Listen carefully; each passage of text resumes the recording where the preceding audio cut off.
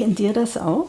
Immer wenn ihr jemanden begegnet, der eine Erkältung hat, macht ihr einen riesen Bogen um ihn. Falls das genau auf euch zutreffen sollte, habt ihr wahrscheinlich ein schwaches Immunsystem. Und wie ihr das wieder auf Vordermann bringt, das zeige ich euch jetzt.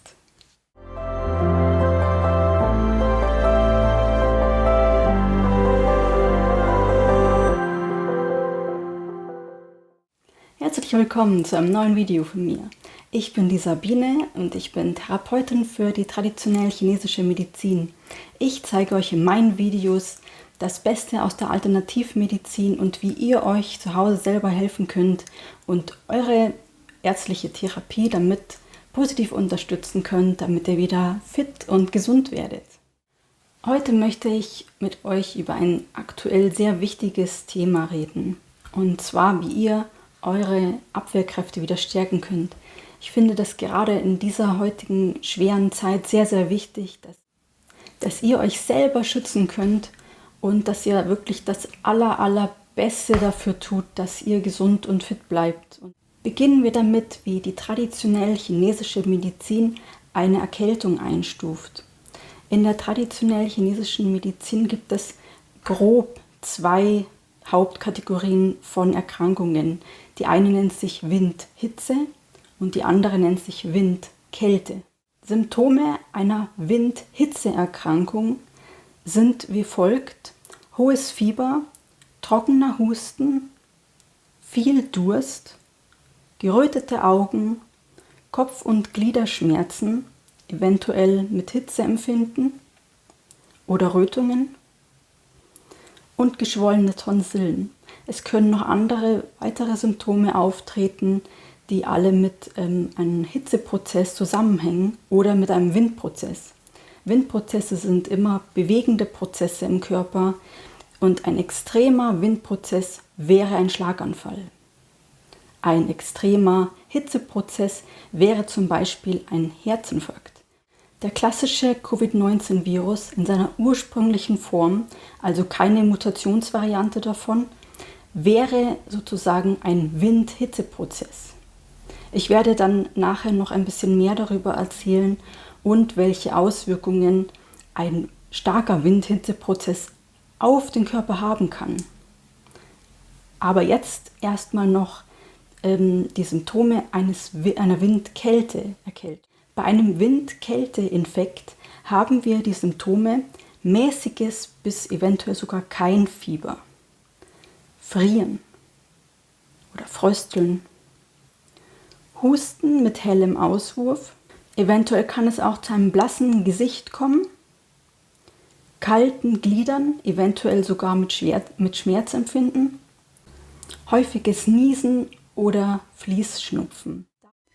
Ihr seht nun nochmal eine Übersicht, an welchen Anzeichen ihr eine Wind-Hitze-Erkrankung und eine Wind-Kälte-Erkrankung erkennen könnt. Da der Virus Covid-19 einen sehr, sehr schlimmen Verlauf annehmen kann, möchte ich kurz auf die extremen Auswirkungen eines Wind-Hitze-Syndroms eingehen. Wie gesagt, das sind alles jetzt Extremfälle, die ich nenne, und sie können auch in Verbindung mit anderen traditionell chinesischen Syndromen auftreten.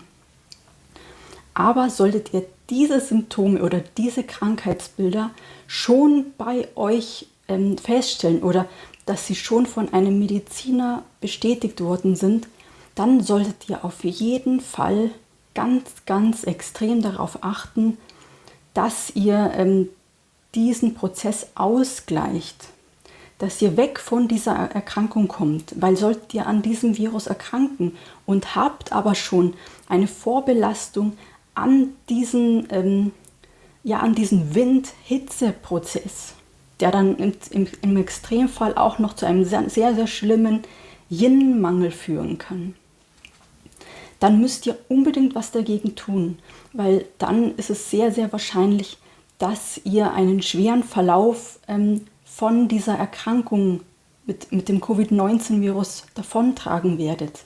Und das wollen wir alle vermeiden. Extreme Verläufe von einer Wind-Hitze-Erkrankung können zum Beispiel sein, dass ihr an Osteoporose früher oder später leiden werdet. Vielleicht bekommt ihr sogar Früh- oder Fehlgeburten. Es kann auch zu Schlafstörungen kommen. Müdigkeit, Erschöpfung bei gleichzeitiger sehr starker Unruhe. Es kann auch zu Inkontinenz führen, zu Schweißausbrüche, vor allem in der Nacht. Kurzatmigkeit, Taubheitsgefühl in den Händen. Sie können auch sehr kalt werden. Weitere Symptome können natürlich auch sein Thrombosen, epileptische Anfälle, Migräne, Tinnitus, Asthma. Es kann auch klimakterische Beschwerden verschlimmern. Auch ein Morbus Alzheimer wäre möglich oder ein Morbus Parkinson. Innere Blutungen oder eine Lumbalgie, also ein LWS-Syndrom. Nun möchte ich kurz auf die Ernährung eingehen und wir fangen gleich mal an mit Lebensmitteln, die euch dabei helfen, eine Wind-Hitze-Erkrankung loszuwerden. Als erstes muss ich euch die Birne erwähnen. Birnen sind kühlend und befeuchtend auf euer Atmungssystem. Das bedeutet, wenn ihr einen Wind-Hitze-Prozess habt und zum Beispiel gekochte Naschi-Birnen, das sind die besten für diese Erkrankung, gekochte Naschi-Birnen zu euch nehmt, dann werdet ihr einen schönen, kühlen, erfrischenden, lindernden Effekt auf euren Hals haben und auf Husten, auf einen trockenen Hals. Also das ist sehr, sehr gut. Probiert das einfach mal aus. Auch wenn ihr keine Erkältung habt, ist das trotzdem auch was ganz, ganz Leckeres mal zwischendurch. Als nächstes haben wir den Pfefferminztee. Pfefferminztee wirkt schön erfrischend und kühlend und mit seiner leichten Schärfe sorgt er dafür, dass eure Wind-Hitze-Erkrankung aus dem Körper ausgetrieben wird. Also es ist ein sehr, sehr gutes Lebensmittel. Übrigens den gleichen Effekt, also diesen kühlen und austreibenden Effekt, hat auch der Rettich. Und zwar der weiße Rettich oder der schwarze, der Daikon-Rettich. Der ist auch sehr, sehr gut. Am besten auch wieder einfach kochen und dann die Stücke einfach naschen. Kommen wir nun zu einem Wind-Kälte-Syndrom. Und zwar haben wir hier als erstes Frühlingszwiebeln zu nennen. Frühlingszwiebeln wärmen und haben auch wieder diesen leicht scharfen, austreibenden Effekt. Also die sind auch sehr, sehr gut, wenn ihr jetzt eine Wind-Kälte-Erkältung habt.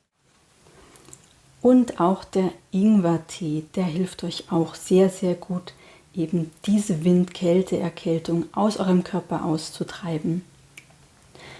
Ingwertee sollte am besten nicht vor dem Zubettgehen eingenommen werden, da er etwas anregend ist und ihr dann vielleicht nicht so viel Schlaf finden werdet.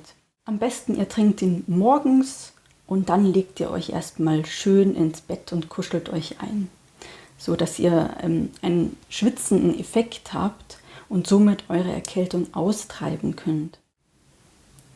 Nun blende ich wieder Lebensmittel ein, die effektiv dafür sorgen, dass eure Wind-Kälte oder eure Wind-Hitze-Prozesse aus dem Körper ausgetrieben werden. Denn wir wollen ja, dass die Erkältung aus dem Körper hinaus befördert wird und nicht, dass wir sie noch weiter in unseren Körper hinein befördern. Und deswegen gehe ich jetzt auch noch auf die Lebensmittel ein, die ihr bitte nicht zu euch nehmen solltet, da sie nämlich die Erkältung weiter in euren Körper hinein befördern und das wollen wir nicht haben. Ich weiß, das ist jetzt nun widersprüchlich, was ich sage zu den allgemeinen Ernährungsempfehlungen. Aber meidet bitte Zitrusfrüchte, unbedingt. Denn Zitrusfrüchte befördern mit ihrem sauren Geschmack eure Erkältung noch weiter in den Körper hinein. Die TCM hat alle Geschmäcker bestimmten Wirkungen zugeordnet und der saure Geschmack wirkt zusammenziehend, festhaltend und in den Körper hinein befördernd. Das bedeutet, wenn ihr einen akuten Infekt habt und ihr diese sauren Lebensmittel zu euch nimmt, diese Zitrusfrüchte oder auch Vitamin C-Einnahmen. Es gibt hier diese sauren Vitamin C-Pulver, also die sind ganz, ganz sauer und schrecklich. Wenn ihr die dann noch zusätzlich bei einer Erkältung einnehmt, dann, ja, danke. Ihr müsst halt die Erkältung aus eurem Körper hinaus befördern und nicht noch weiter hinein. Keine Zitrusfrüchte essen. Zur Vorbeugung eines Infektes wäre Vitamin C wieder okay. Also da ist alles wieder gut. Aber eben, wie gesagt, bitte nicht bei einem akuten Infekt zu euch nehmen. Als nächstes haben wir natürlich wieder die Milchprodukte zu nennen. Milchprodukte sind super schlecht, wenn ihr eine Erkältung habt, aber auch davor auch eigentlich. Also Milchprodukte sind stark schleimbildend und das wiederum fördert, dass Bakterien sich in diesem Schleimmilieu festsetzen können und dann noch euer Immunsystem schwächen. Also wenn das nicht wichtige Gründe sind, um Milchprodukte während eines Infektes wegzulassen, dann weiß ich es auch nicht. Als nächstes wäre noch gerade bei Windhitzeprozessen zu nennen, dass ihr Alkohol bitte meiden solltet. Alkohol ist auch ein starker Schleimbildner, das mal als erstes genannt. Und dann zusätzlich erzeugt er auch noch sehr viel Hitze in eurem Körper, was euer Fieber, wenn ihr eine Windhitzeerkältung habt, verstärken würde. Also bitte lasst Alkohol auch weg. Auch diesen klassischen Grog, den man so kennt, den man noch von Großmutter bekommen hat, lasst es bitte einfach weg. Hier blende ich nochmal Lebensmittel ein, die ihr bitte nicht bei einer Erkältung zu euch nehmen solltet. Meidet sie, wenn es geht, so weit wie möglich und ernährt euch bitte von diesen Lebensmitteln eben, die förderlich sind, eine Windhitze oder eine Windkälteerkältung loszubekommen.